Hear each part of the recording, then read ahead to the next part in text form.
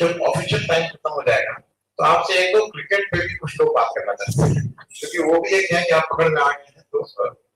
But once the official formal thing is over, मैं इस बहुत स्ट्रिक्ट में आ जा रहा हूँ कि जो ट्रायल है ये पूरा ट्रायल पूरे भारत में मिलकर लड़ते हैं। बनाए से पूरे भारत में मिलकर उस समय का जो यूनाइटेड भारत था उसमें हिंदू मुस्लिम कांग्रेस पार्टी या कोई भी पार्टी थी, एक पार्टी उस समय थी विचारधारा उस समय वो हो रही थी जो एक हिंदू महासभा वो तो लड़ रही थी हिंदू महासभा, लेकिन बाकी सब लोग इसके पीछे खड़े हुए थे।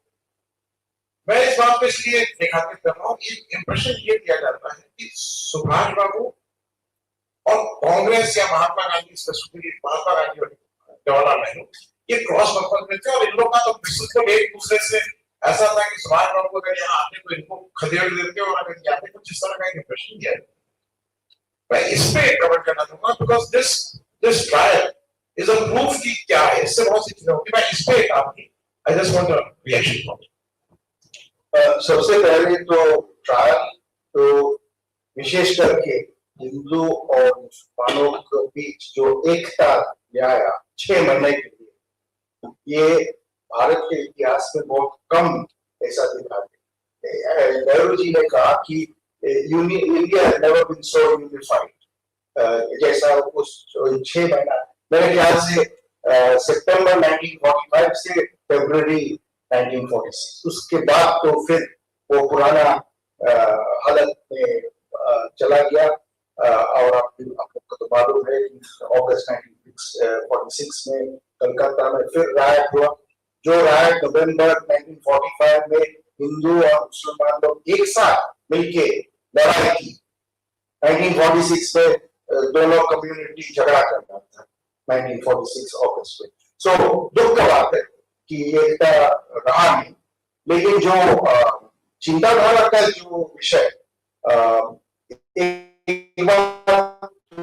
ये बिल्कुल ठीक है कि जवाहरलाल नेहरू और सुभाष चंद्र बोस उनका चिंताधारा लेफ्ट विंग चिंताधारा था, और इसीलिए उनका जो इकोनॉमिक थॉट आप सोचिए या सोशल जो चिंताधारा था उनका दोनों का वो एक ही किस्म का था।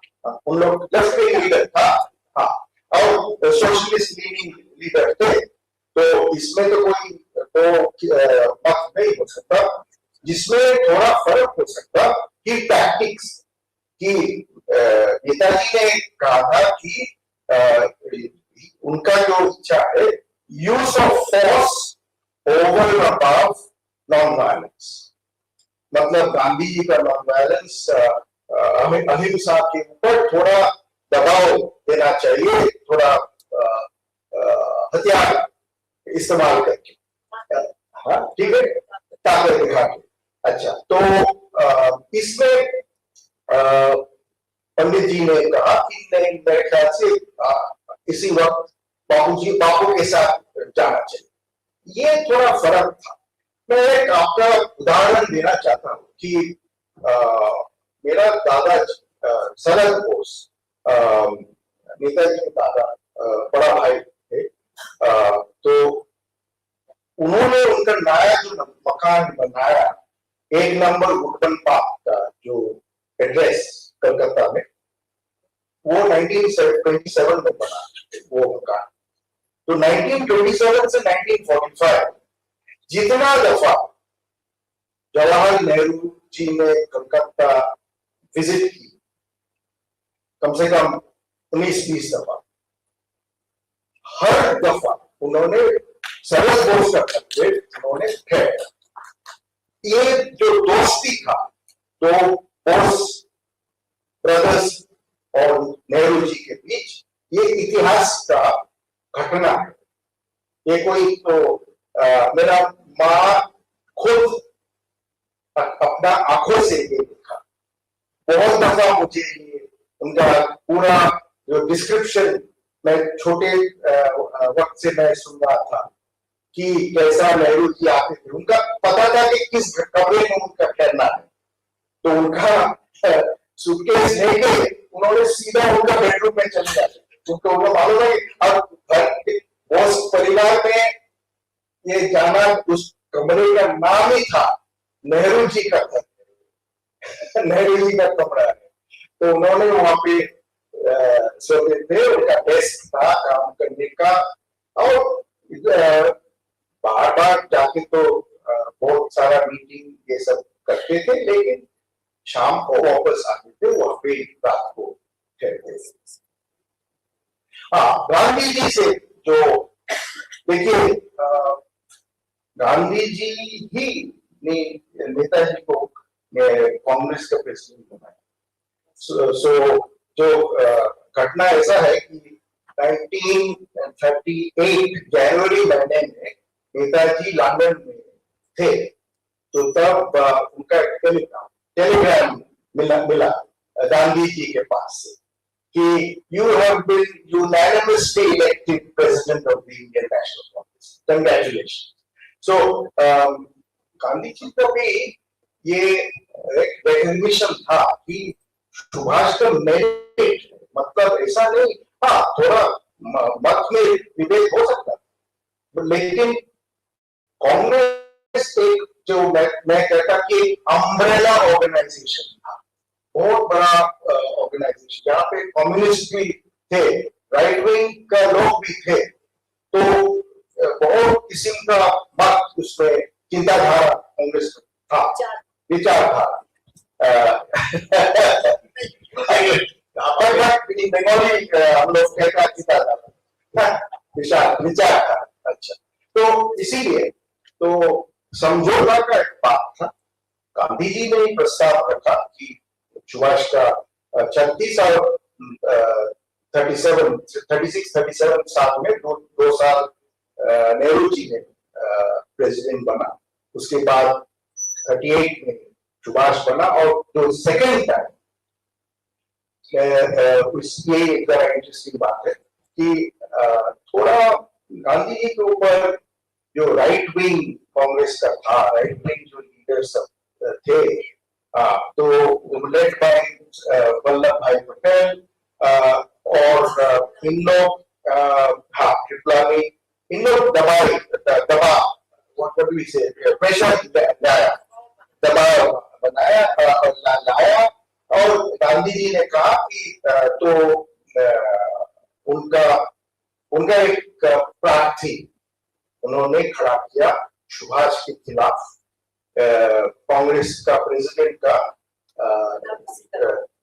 इलेक्शन के लिए। उनका नाम था डॉक्टर पट्टभी सीतारामैया। तो अंत में जो फल आप लोग को मालूम है कि सुभाष जी ने वो इलेक्शन जीता। जीत लेके तो तब गांधी जी ने कहा कि ये डिफीट मेरा डिफीट है। तो ये कभी हुआ नहीं कि गांधी जी के बात के खिलाफ कांग्रेस पार्टी कोई सिद्धांत लिया, ये पहली दफा एक उदाहरण था। तो इसमें गांधी कुछ नाराज हो गया, तो सुभाष ने ये कहा कि मैं सबका कॉन्फिडेंस मैं जीत सकता, लेकिन अगर मैं गांधी जी का कॉन्फिडेंस नहीं जीता, ये मेरे पास की बहुत दुख की बात है। तो तब तो कुछ महीने प्रेसिडेंट उन्होंने थे, लेकिन छोड़ दिया, उसके बाद रिजाइन करके चला गया, और उसके बाद तो यूरोप और साउथ ईस्ट एशिया। मैं एक बात जोड़ना चाहती हूँ कि ये हम लोगों को सोचना चाहिए कि 38 में ऐसा क्या काम किया नेताजी ने कांग्रेस प्रेसिडेंट बन के, जो गांधी और उनके ये जो दक्षिणपंथी समर्थक थे उनको अच्छा नहीं लगा। तो एक तो उन्होंने एक योजना आयोग, प्लानिंग कमीशन के बारे में फैसला दिया कि हमारे देश में भी जैसे रूस में, सोवियत यूनियन में योजनाबद्ध तरीके से आर्थिक विकास के बारे में फैसले होते हैं, वैसे हमारे देश में भी हुआ। प्लानिंग कमीशन का उन्होंने उसमें निर्माण किया। लेकिन इसके अलावा एक बड़ी दिलचस्प बात है, उन्होंने कांग्रेस के संविधान में एक संशोधन किया कि अगर कांग्रेस का कोई भी सदस्य हिंदू महासभा या मुस्लिम लीग का सदस्य बनेगा तो उसको फिर कांग्रेस छोड़नी पड़ेगी। अब इसमें आप लोगों को लगेगा ये तो छोड़ना ही चाहिए, लेकिन आपको शायद पता नहीं कि कैसे कैसे लोग हिंदू महासभा के भी सदस्य थे और कांग्रेस के भी सदस्य थे। राजेंद्र प्रसाद, मदन मोहन मालवीय, लाला लाजपत राय, मैं बहुत सारे नाम गिना सकती हूँ। ये सारे लोग जो हमारे बड़े भारी जननायक थे, ये सब हिंदू महासभा के भी नेता थे और कांग्रेस के भी नेता थे। तो निश्चित रूप से उनको ये अच्छा नहीं लगा होगा कि ये संविधान में संशोधन किया जा रहा है कि अब आपको चुनना पड़ेगा, अगर आपको कांग्रेस में रहना है तो आप मुस्लिम लीग के या हिंदू महासभा के सदस्य नहीं रह सकते। और यही सब लोग थे जिन्होंने गांधी जी के ऊपर दबाव बनाया, या गांधी जी खुद उनके साथ मिले हुए पता नहीं, लेकिन इसका नतीजा ये हुआ कि फिर पटाभी को खड़ा किया गया नेताजी के खिलाफ। लेकिन सुभाष चंद्र बोस बड़े आदमी थे, उन्होंने हमेशा कहा कि हिंदुस्तान में सबसे बड़ा व्यक्ति, सबसे महान व्यक्ति महात्मा गांधी है और मैं उनके खिलाफ जाकर कुछ नहीं कर सकता हूँ। और जब उन्होंने आजाद हिंद फौज में अलग अलग ब्रिगेड के नाम रखे, तो एक ब्रिगेड का नाम नेहरू ब्रिगेड था और एक ब्रिगेड का नाम गांधी ब्रिगेड भी था। तो उन्होंने अपनी तरफ से हमेशा महात्मा गांधी को अपना नेता माना। और मेरे ख्याल से जब वो उनके निधन के बारे में पता चला तो महात्मा गांधी ने भी कहा उनके बारे में कि इतना बड़ा देशभक्त हमारे देश में आज तक पैदा नहीं हुआ है जैसा सुभाष चंद्र बोस था। और उन्होंने उनकी तारीफ में कहा कि उनका एक बहुत बड़ा योगदान था जो उन्होंने जहां भी वो थे, इंक्लूडिंग आजाद हिंद फौज में, जिस तरह की एकता हिंदुओं और मुसलमानों के बीच में कायम की, बिल्कुल अटूट एकता, ये उनका एक बहुत बड़ा योगदान है जिसको कभी भुलाया नहीं जा सकता है। मैं एक इसका ऐड करूंगा, ये तो शरद बाबू थे, मतलब सुभाष बाबू के बड़े भाई और इनके ग्रैंडफादर। शरद बाबू का बहुत प्रभाव था सुभाष चंद्र बोस पे। सुभाष चंद्र बोस के जो जीवन के बहुत महत्वपूर्ण निर्णय हुए हैं उसमें शरद बाबू का अहम रोल रहा है। जब आईसीएस से रिजाइन करना है तो उन्होंने उनको लिखा है। फिर जब मैं इसलिए इस बात को कह रहा हूँ, अंडरलाइन कर रहा हूँ कि शरद बाबू थ्रू आउट कांग्रेस में बने रहे। ये याद रखिएगा, शरद बाबू 46 की जो पहली मंत्रालय बना, उसमें शरद बाबू मिनिस्टर। मुस्लिम लीग में जब आई और उसने इन लोगों को 5 लोगों को भटकाव करना पड़ा तो शरद बाबू ऑलवेज देयर। और ये मैं इसलिए रेखांकित कर रहा हूं कि भगत सिंह के पिताजी की, जब भगत सिंह की फांसी होती है उसके 5-7 दिन बाद जब कांग्रेस का सेशन होता है तो भगत सिंह के पिताजी वहां उपस्थित थे। इतिहास को समग्रता से देखने की जरूरत है। इतिहास कोई 2 लोगों के झगड़े नहीं थे, लोग बड़े लोग थे। मैं एक चीज और करके आपसे आशा पूछ रहा हूं, क्योंकि ये भी एक वो है कि जब विश्व युद्ध खत्म हो गया उसके बाद का न्यूरेमबर्ग ट्रायल वो है जब जर्मन्स के ऊपर, नाज़ीज़ के ऊपर जो सारी फोर्सेस ने मिलकर एक उन्होंने इंटरनेशनल मिलिट्री ट्रिब्यूनल बनाया और उसमें उन्होंने वॉर क्राइम का मुकदमा किया। और ये मैं इसलिए रेखांकित कर रहा हूं कि ये छोटी बात है। अभी लगता है ना कि जैसे, क्योंकि सुभाष जी ने बहुत सहजता से कहा कि उनको ऐसे छोड़ दिया गया, छोड़ना आसान नहीं था। वॉर क्राइम में साइमल्टेनियसली मुकदमा चल रहा था। तो इंग्लैंड कोई बहुत अच्छे मन में नहीं था कि वो बड़ा एकदम उसका मन परिवर्तन हो गया था और क्या नाम सबको छोड़ो। वहां पे England was part of a international tribunal जहां पे वो नाजियों को ठीक से सजा देने का था। हिंदुस्तान में कुछ ऐसा हो गया था जिसमें आईएनए ने किया था, जिसकी वजह से वाला इस पे एक रिमार्क और मैं इसलिए कह रहा हूं कि ये भी कहीं कहीं लगता है कि आईएनए में सब ये भी जान लीजिए जो इतिहास में है, जब सुभाष बाबू गए और सुभाष बाबू ने कहा कि भाई हमें अब आईएनए को रिवाइव किया उन्होंने, उस समय जो प्रिजनर ऑफ वॉर थे उसमें से 3/4 लोगों ने ज्वाइन नहीं किया। डर था क्योंकि मौत के मुंह में जाने की बात थी। ये बात मैं इसलिए अंडरलाइन कर रहा हूं कि जब उन्होंने कॉल की थी सब लोग नहीं आए थे और फिर उनको सिविलियंस के पास जाना पड़ा था और जिसमें इनकी माँ और ये सब, हाँ मॉडल मैं उसमें नहीं, लेकिन एक अच्छे अच्छे नंबर्स से ज्वाइन नहीं किया था डर के मारे, और इसलिए उनको सिविलियंस के पास जाना पड़ा था जिनका कोई फौजी बैकग्राउंड नहीं था, और उनको सुभाष बाबू ने रिक्रूट करके और उनको यहाँ तक। मैं इस पर भी एक आपका एक रिमार्क चाहूंगा, because this is also something which is unparalleled. तो हाँ, तो जो इतिहास जो ये है कि उन्होंने जब साउथ ईस्ट एशिया में पहुंचा, दक्षिण पूर्व एशिया में उन्होंने जब पहुंचा, तब सबसे पहले वहां पे जो इंडियन इंडिपेंडेंस लीग था, उन इंडियन इंडिपेंडेंस लीग का उन्होंने प्रेसिडेंट बना, एक नंबर। तो इसके और इंडियन इंडिपेंडेंस लीग सारा पूर्व एशिया में उसका दफ्तर, राइट, जापान में था, बाकी सब देश में था, सिंगापुर वगैरह। तो उस बनने के पहले जब उन्होंने नेक्स्ट स्टेप उनका जो था प्रोडक्शन, जो स्टेप उनका था, provisional government of free India बना। और जब provisional government of free India बना, provisional government of free India का आर्मी जो था INA, इंडियन नेशनल आर्मी। तो उस वक्त पूरा दक्षिण पूर्व एशिया के जो भारतीय थे वहां पे, हाँ, जो मलेशिया में, विशेष करके मलेशिया में, सिंगापुर में, बाकी देश में, उन्होंने सब पूरा समर्थन दिया आए। ऐसा कि वहां महिला लोग सब बहना छोड़ के दे दिया INA के, उनका जो बैंक था INA बैंक में जमा कर दिया, पैसा दे दिया।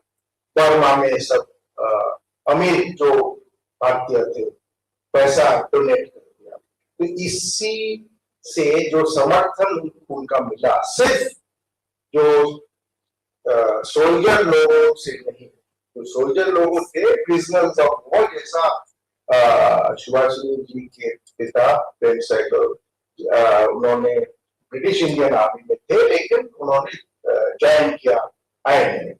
लेकिन ये लोग तो बिल्कुल पूरा ट्रेन ऑफिसर थे, उसके साथ भी सोल्जर भी थे, लेकिन बाकी वहां का मलेशिया का आदमी लोग, सिंगापुर को, हाँ, उन लोग, हाँ, 18-19,000 वो लोग शामिल हो गया INA। और उसमें एक थी लक्ष्मी सहगल, सुभाष जी के मां, एंड उन्होंने डॉक्टर, लेकिन फौज ज्वाइन करके कैप्टन लक्ष्मी सहगल बना। ऐसे कि प्रोविजनल गवर्नमेंट में कैबिनेट मिनिस्टर भी बनी। तो उन लोगों का जो कंट्रीब्यूशन है, बड़ा कंट्रीब्यूशन है। तो जब सेकेंड वर्ल्ड वॉर खत्म हुआ, तब जो इन सोल्जर लोगों को जब यहाँ पे फिर वापस लाया इंडिया में, और तब ये सिद्धांत किया कि इन लोग का ट्रायल होगा, मुकदमा होगा उनके खिलाफ, तब सिर्फ भारत में, सारा साउथ ईस्ट एशिया में कुछ ये सिद्धांत अगस्त महीने में दिया गया कि इन लोग का ट्रायल होगा। सितंबर, अक्टूबर बढ़ते गया पब्लिक नाराजगी, और उसके बाद जब ट्रायल शुरू हुआ, उलाबाई देसाई ने ऐसा ये कोर्ट में आर्ग्यूमेंट की, सारा देश चाट गया। तो इस हालत में ब्रिटिश लोगों का और यहाँ पे रहने का कोई मौका नहीं। मैं दो बातें जोड़ना चाहूंगी, बल्कि 3 बातें। एक्चुअली मैं बहुत नेताओं को मैंने देखा है जो महिला अधिकारों के बारे में बात करते हैं, लेकिन शायद इनसे थोड़ा अलग थे सुभाष चंद्र बोस, ये मैं मानना चाहती हूँ। क्योंकि जब वो पनडुब्बी में आ रहे थे यूरोप से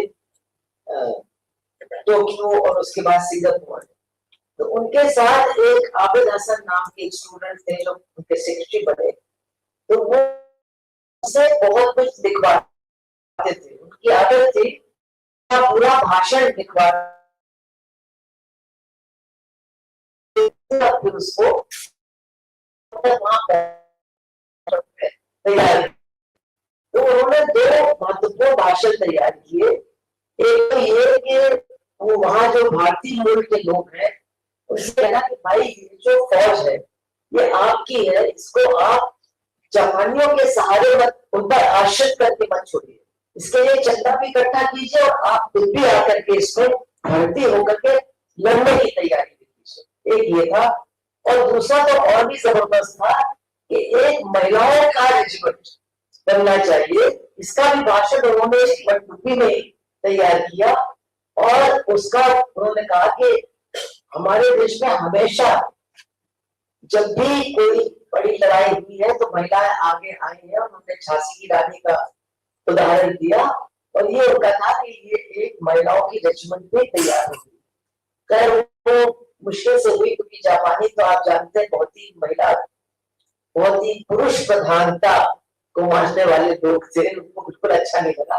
तो उन्होंने कहा आप मत करिए, हम अपने हिंदुस्तानी मूल के लोगों से कराएंगे। लेकिन बात है और भर्ती, हम लोग जब फौजी के बारे में सोचते हैं, महिला फौजी या पुरुष, तो हम सोचते हैं हट्टे कट्टे हरियाणवी और पंजाबी होंगे, लेकिन वहां तो पंजाबी और हरियाणवी मूल के लोग नहीं थे, वो सब केरला और तमिलनाडु के मूल के लोग थे, और वो भी ज्यादातर जो चाय बागान में काम करते थे, जो छोटी छोटी दुकानों में काम करते थे, जो यहाँ से मजदूरों के रूप में वहां 4 पुश्त पहले ले गए थे अंग्रेज, तो गरीब लोग थे। लेकिन ये लोग आए और ये ट्रेनिंग देने वाले सरदार थे, वो पहले वो सोचा कि तो बंदूक नहीं उठा पाएंगे, मलयाली लड़कियां, तमिल लड़कियां, नाची थी, दुबली पतली, मर्द भी कुछ ऐसे ही थे। लेकिन फिर उनको भी मानना पड़ा कि उन्होंने वो सारे काम किए जो कोई भी पुरुष जो आर्मी में भर्ती पहले से था, जो कुछ वो करता था वही महिलाओं ने भी किया और उन पुरुषों ने भी किया। इससे भी बड़ी बात ये है कि ये लोग जो आगे आए भारत की आजादी के लिए लड़ने के लिए, इन्होंने कभी भारत को देखा नहीं था। इनके दादा परदादा गए थे भारत से मजदूरी करने साउथ ईस्ट एशिया में, इन्होंने कभी भारत देखा नहीं था, लेकिन इनके अंदर एक जज्बा था, एक बात थी कि हम भारतीय हैं, हमारा देश गुलाम है और हम उसकी आजादी के लिए लड़ेंगे। बहुत बड़ी बात है, हम लोग जो है भारतीय लड़ने के लिए तैयार नहीं है, उन लोगों ने कभी भारत देखा नहीं था और लड़ने बढ़ने के लिए तैयार थे। तो ये बातें भी याद करने लायक है। और फिर एक नेता भी था जिससे उनको प्रेरणा भरी लड़ने के लिए, ये बातें सब याद करने लायक है। एक बात मैं कहना चाहता हूँ, क्योंकि हम लोग लखनऊ में बैठा है उत्तर प्रदेश में, कि जब वो कांग्रेस प्रेसिडेंट का पद का लड़ाई हुआ 1939 में, सुभाष चंद्र बोस बनाम पट्टभी सिद्धरामैया, तो प्रोफेसर नूरुल हसन साहब ने, जो महान हिस्टोरियन थे, रूस में राष्ट्रदूत थे भारत का, तब वेस्ट बंगाल पश्चिम बंगाल में गवर्नर बने, तो हाँ एजुकेशन मिनिस्टर भी थे केंद्र में। तो नूरुल हसन साहब ने एक दिन मुझे कहा, बहुत साल पहले, उन्होंने यूथ कांग्रेस में थे यूपी में, और उन्होंने कहा कि जब वो चुनाव हुआ तब गोविंद बल्लभ पंत जैसा नेता को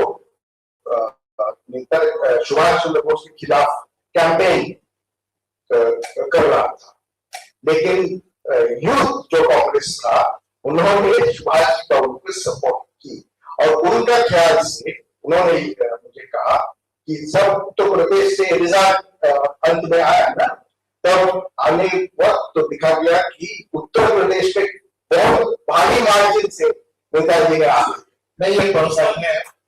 मैं इसलिए बता दूं, मेरे पिता उस त्रिपुरी कांग्रेस में गए थे और वो बताते हैं उसका कि जो जो यूथ थे उनके क्या ये लोग यूनिवर्सिटी गए थे, तो सुभाष बाबू को बुखार था बहुत ज्यादा, एंड जब सेकंड टाइम जब मिला तो सुभाष बाबू जब आए तो इनफैक्ट स्ट्रेचर खटिया पे लेके आए, तो वो लोग और मेरे नाना जो थे वो गांधी वाले साइड में थे, मतलब वो गांधी वाले वोट वाली साइड में थे, तो वो लोग ये कहे कि देखो देखो नाटक कर रहा है, ये नाटक कर रहा है, ये इस रहा है, और लेकिन यूथ जो था वो एक साथ पूरा था, मतलब सुभाष को के हीरो थे। मैं शरद भाई को पूछना चाह रहा, लेकिन चल मैं एक चीज और कर देता हूं, मैं एक चीज ऐड कर दूं,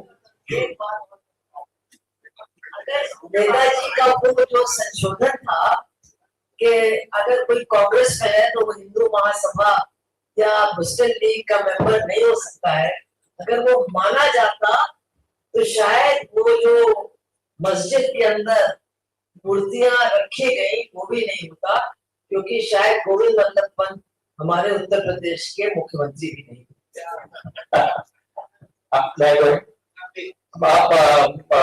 आशीष, I am curious to know कि जिस तरह आपने बताया कि between 1945 and 1946 जो हिंदू मुस्लिम यूनिटी में जो डाइवर्जेंस इतनी ज्यादा आई, and what was it that triggered that? Was it, what I want to ask specifically, to me it appears that Hindu Mahasabha and RSS had something to do with that, to engineer that divide in 1946. Because how could it otherwise happen within a span of 1 year? कि इतना बड़ा change आ जाए, जो एक साथ मिलकर खड़े हुए थे और वो एक दूसरे को चाहते हैं और So, which is why I mentioned this 1939 to 1945 period, when the freedom movement was either voluntarily at a standstill or compulsorily at a standstill. And I divide that between 39 and 42 as being voluntary, and between 42 and 45 as compulsory because Congress was banned.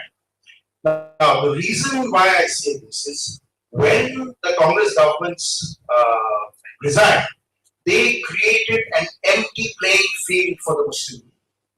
And that is where the sudden rise of the Muslim League took place on an empty field, encouraged fully by Lord Linlithgow, who was then the Viceroy of India. And so that period, particularly between 40 and 42, you see the rise of the Muslim League, and then of course you had on the other side the Hindu Mahasabha.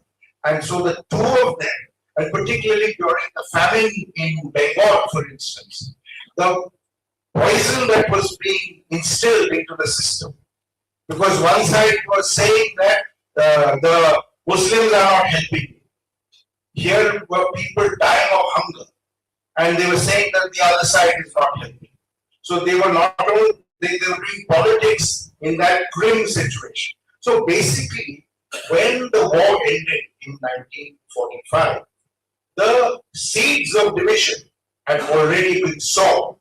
So it was a remarkable event that suddenly this phenomenon of the INA trial caused unity between Hindus and Muslims. It could not be sustained, which is a fact of history. But the fact is that it did ignite and give people hope that perhaps the two communities will come together and India will not be partitioned. that means both sides were equally responsible. Entirely. When Hindu Mahasabha and Muslim, Yes, absolutely. Absolutely. मैं एक चीज और add कर दूं, because Also the old man in a hurry. मैं एक चीज और ऐड कर दूं, क्योंकि वो पनडुब्बी वाली बात, कल आप भी खड़े हैं, पहुंच के हैं, कल साहब वो जो पनडुब्बी का सफर था वो 2 महीने का था।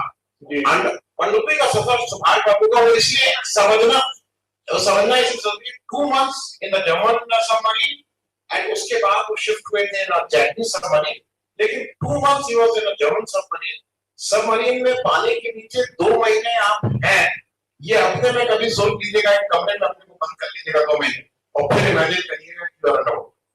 कल सर मैं तो इन्फेंट्री का हूं तो मैं जमीन की बात कर सकता हूं, लेकिन मैं आपको इतना बता दूं कि मेरी समझ में ये नहीं आ रहा आपके आपके जो टाइटल है hassle acceptance of Indian independence by the complete tribe as well as identity जो आजादी फोर्स की वजह से। लेकिन हम लोग जितने नैरेटिव्स हैं जो भी अहिंसा को दे रहे हैं, जितने नैरेटिव्स हैं उसकी तरफ दे रहे हैं, जबकि ये जहां तक की एक सिचुएशन देखी जा रही थी इंडिया में 57 का मुस्लिम, उसके बाद सेनाओं का वो जो सेकेंड वर्ल्ड वॉर के समय के बाद, उसके पहले जो है इंडियन ट्रुप्स जो है after first war multiplied in second world war, Indian army officers were majority of them were already taken over when they correct the food second on everybody. तो ये क्रिटिक्स क्यों अहिंसा को जाता है और क्यों नहीं आईने को जाता है और क्यों नहीं उन लोगों को भी दिया जाता है जो कि इसके जो कि शहीद हुए और जो कि देश के प्रति उन्होंने काम किया। That is my question. Thanks. If I may address that, I don't think it's black and white. So that's an important point to bear in mind. Without the Davidian movement creating the foundation, we would not have been free. It created this mass movement, unity and awareness, which was the foundation of the Indian freedom movement. But at a critical juncture, which was the juncture of 1945-46, which is what my thesis is about, that it hastened because, as I have repeatedly said, the British position, including the position in the Labour Party election manifesto of July 1945, was Dominion status for it. It was not Purna Swaraj, it was not complete independence, but it was the trial of the winter of 1945-46 which made the British realize that Dominion status was not acceptable to Indians anymore. It may have been up to the 5th of November when the trial began, but not after the trial. And therefore, as I have illustrated, Prime Minister Clement Attlee himself made a statement in the House of Commons in March 1946, declaring that even if India wants complete independence, then she has a right to have it.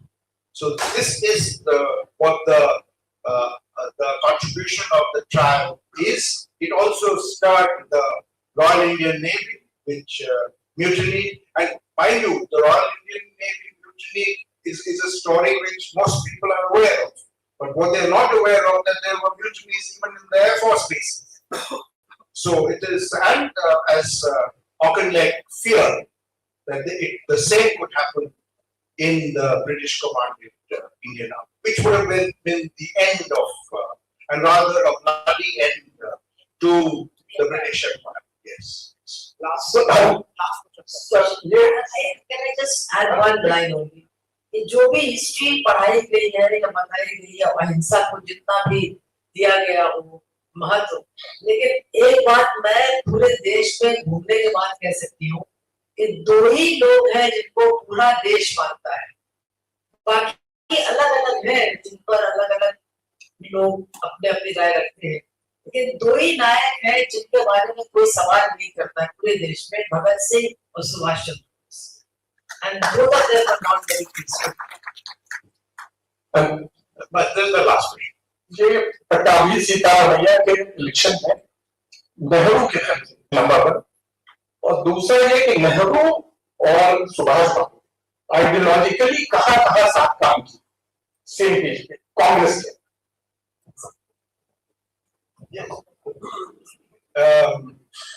मैं एक बात कहूंगा कि मैं सोच रहा हूँ कि गांधी जी और पंडित जी का कंट्रीब्यूशन बहुत ही बड़ा कंट्रीब्यूशन है भारत के इतिहास में, ये मैं बिल्कुल मानने को तैयार हूँ।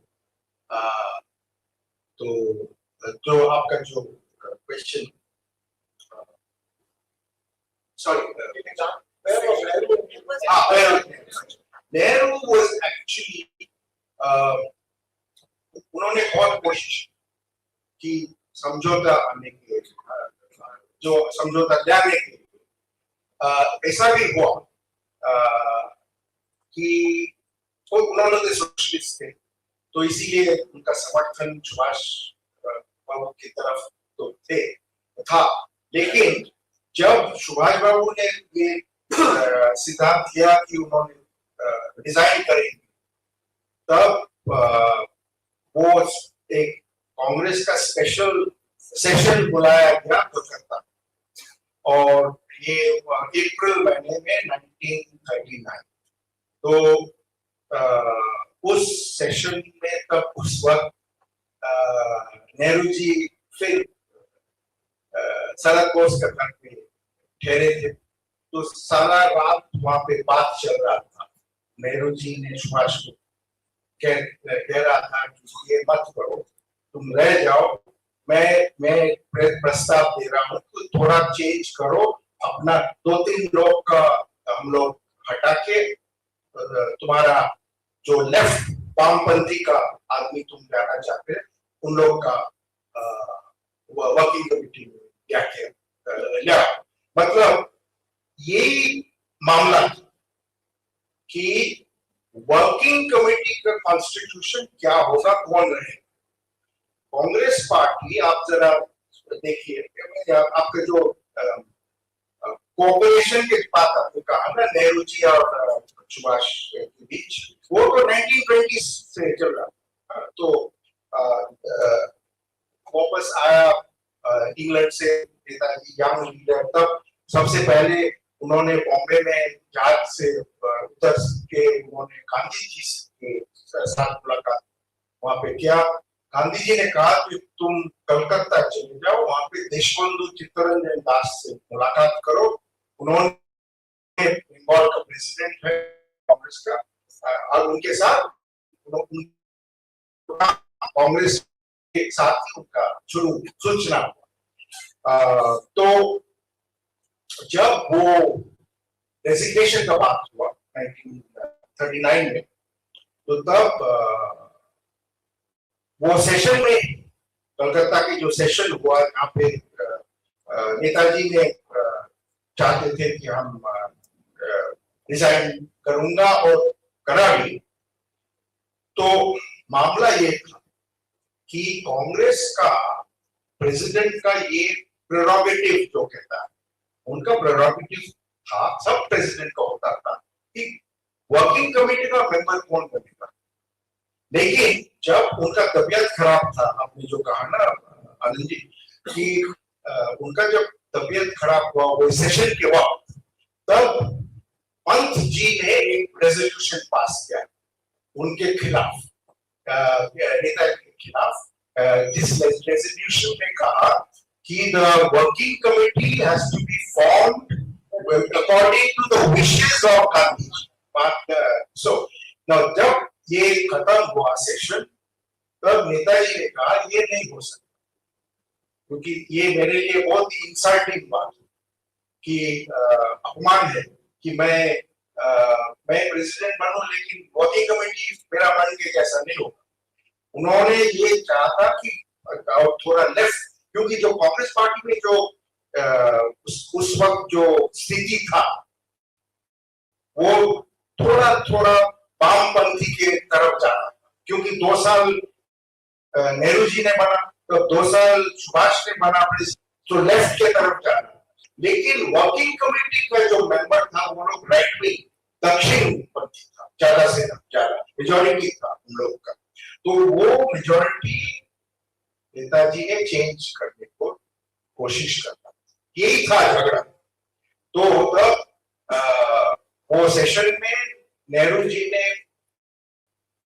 प्रस्ताव कि मैं देता हूं कि 3 लोग आप विड्रॉ कीजिए, 3 नया आदमी प्रेसिडेंट का विशेष में बन जाए। तो तब कभी भी सुभाष बना, यही उनका फॉर्मूला था। तो ये सच बात है कि सच बात था कि नेहरू जी ने कोशिश उन्होंने दोस्ती का, ये तो इसके कभी भी ये सब फैक्ट है और इतिहास को आप लोग रिलाइज है। मुझे मैं फिर से क्लियर करूं, सुभाष चंद्र बोस 39 में इलेक्शन नहीं लड़ना चाहते। सुभाष चंद्र बोस का शुरू से एक चीज था कि किसी लेफ्ट वाले को इसका प्रेसिडेंट बनाओ, and it was he was insisting. उनके लेटर्स हैं जो उन्होंने सारे पीसीसी को लेकर कि भाई इस तरह से करो, कोई लेफ्ट का होना चाहिए।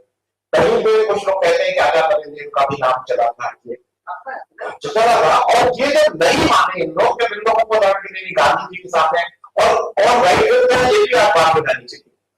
सरदार पटेल, राजेंद्र प्रसाद, गोविंद वल्लभ पट्टभाई, सीतारमैया, और एक और बात को जिनको कुछ लोग रखा है, मौलाना आजाद भी लोगों के साथ रहते थे, मौलाना आजाद और मौलाना कलकत्ता के मौलाना आजाद, कलकत्ता के चिदम्बरम नाम से वहां के जगह। तो जब मौलाना आजाद खड़े लगे, एक और चीज याद रखिए, Maulana Azad was the candidate for 39। जब सुभाष बाबू ने अपना नाम किया तो उन्होंने विड्रॉल किया। ये सब चीजें इतिहास में आपको फिर से एक बार इतिहास देखिएगा, क्योंकि ये जो हाफ ट्रुथ होता है ना, सुभाष बाबू को जब लगा कि कोई नहीं है और एक हम आइडियोलॉजी के लिए लड़ रहे हैं, तो उनका फिर लगा। Subhash Babu was never for a second term. ये मैं इसलिए स्पष्ट करके ये लोग बैठे हैं, वरिष्ठ लोग हैं, हरदम एक नहीं जाता है कि सुभाष बाबू दूसरे टर्म को देखा। मेरे ख्याल में हो गया क्रिकेट पे अगर एक कुछ आज हाँ लास्ट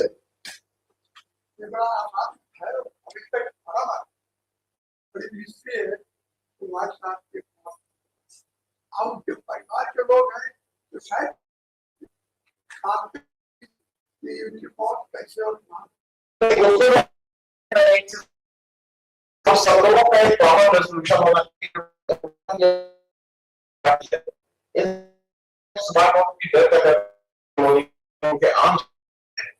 वो जगाई सरकार के साथ शिफ्ट करके और पूरी साथ जुड़ पाएंगे। हम जो नहीं लेके आ रहे हैं, हम उसको नहीं ला रहे हैं। हमारी तरफ से ये डिमांड होनी चाहिए, अगर आप चाहिए इस हाउस से हम रिजॉल्व करना चाहिए कि सुभाष चंद्र बाबू की अंतिम अस्थियां इस देश में मेरा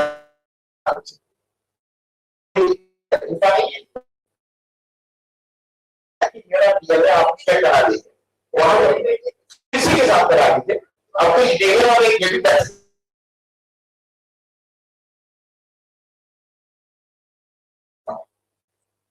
हो सकता है आपको पहले नहीं, ये दुख तो बात है कि टोक्यो पड़ा हुआ है, 80 साल हो गया उनका देहांत के बाद। तो इसमें तो कोई डाउट नहीं है कि प्लेन क्रैश के कारण से उनका देहांत हुआ, मौत हुआ। उन्होंने ये ताइवान में ये क्रैश हुआ था, उसके बाद 6 घंटा उन्होंने अस्पताल में उनका ट्रीटमेंट भी हुआ, लेकिन एकदम सिर से पैर तक पूरा जला हुआ था, इसलिए उनका बचना बहुत मुश्किल था। उनके साथ उस ये भी लोगों को जानना चाहिए कि उस प्लेन में 14 आदमी था, छोटा प्लेन था, वो जापानीज का एयरफोर्स का प्लेन था। तो उसमें आधा आदमी बच गया, आधा आदमी का मौत हो गया। तो जिन लोग बचा, जापानीज ऑफिसर थे 6 तो नहीं, और हमारा इंडियन ऑफिसर थे कर्नल हबीबुर रहमान, जिन्होंने नेताजी का एडीसी थे, उन्होंने भी बच गया। तो उन लोग तो तभी पूरा उनका स्टेटमेंट दिया, उनका एविडेंस उसके सामने लाके जापानी सरकार के सामने, भारत सरकार के सामने पूरा एविडेंस तो पेश किया। तो इसमें कोई डाउट होना नहीं चाहिए। उसके बाद उनके एशेस वो टोक्यो में लेके गया, वहां पे एक बुद्धिस्ट तरीका से एक सेरेमनी, मेमोरियल सर्विस जो कहता है, मेमोरियल सर्विस हुआ। उसके बाद जिस मंदिर में मेमोरियल सर्विस हुआ, रेंगोजी टेम्पल, वो सर्विस सितंबर 1945 में, ये 18 तारीख सितंबर 1945 में वो पूजा हुआ बुद्धिस्ट तरीका से। और उस दिन से वो एशेज वहां पे आज तक है। ये अच्छा बात है कि 1951 से भारत सरकार वो मंदिर को पैसा दे, आज तक उसका ठीक ठीक से देखभाल करने के लिए सम्मान के तरीका से वो जो करना है वहां पे रखने के जो इस्तेमाल करना है वो सब करते हैं। आज 80 साल से कर रहा है और भारत सरकार का आरटीआई रिप्लाई में भी ये जवाब है कि उन्होंने कोई प्लेन क्रैश के बाद उनका मौत हुआ। तो जो रह गया जो बाकी काम जो अंतिम काम वो है वो एशेस वापस जाके यहाँ पे जो हमारा जो क्या कहता है ट्रेडिशन में वो गंगा वो इमर्स कर, तो उनका एकमात्र जो उनका कन्या अनीता फाफ उन्होंने बार बार ये रिक्वेस्ट की है कि वो वापस लाके यहाँ पे गंगा में इमर्स हो जाए। तो आज तक हुआ नहीं, ये दुख का बात है। तो मेरा आशा है कि एक दिन ये होगा। तो आप लोग रेजोल्यूशन अगर आप मूव कर सकते आप लोग ये अच्छा बात होगा। Sure. What about these stories to India? So much has been written and talked about it. That's all. If I may say this, although I would like you to read this book, the trial, but I had done an earlier book which is called Laid to Rest, and in that book I have gone into great details about his death, and it is about his death only, where I presented the findings of 11 different investigations of 4 to 5 countries, different countries, Japanese, British, Indian, Taiwanese, etc. So, and they have all reached the same conclusion, that he died as a result of a plane crash. Now, to address your question, I have also dealt with that matter of a man called Gumnami Baba. Gumnami Baba was actually a murderer who he fled. He actually fled. He committed a murder and he fled. His name was Upadhyay. And he fled to Nepal and he stayed in Nepal for many, many years. Then he returned from there to Faizabad. He actually went from Ayodhya, but he returned to Faizabad as Gumnami Baba. So that is the story of the man. He himself, of course, always denied that he had nothing to do with, never said that he's got anything to do with it. The interesting thing is, as a conclusive matter, there was this unfortunately rather bogus inquiry commission headed by Justice Mukherjee, which was rejected by the Indian government. Although it was a bogus inquiry, because it was inconclusive, but it did make the effort of doing a DNA test on apparently Gumnami Baba. Gumnami Baba had passed away, but on his teeth were still, I think, kept somewhere. So they did a DNA. Well, please request the government. I'm happy to join you.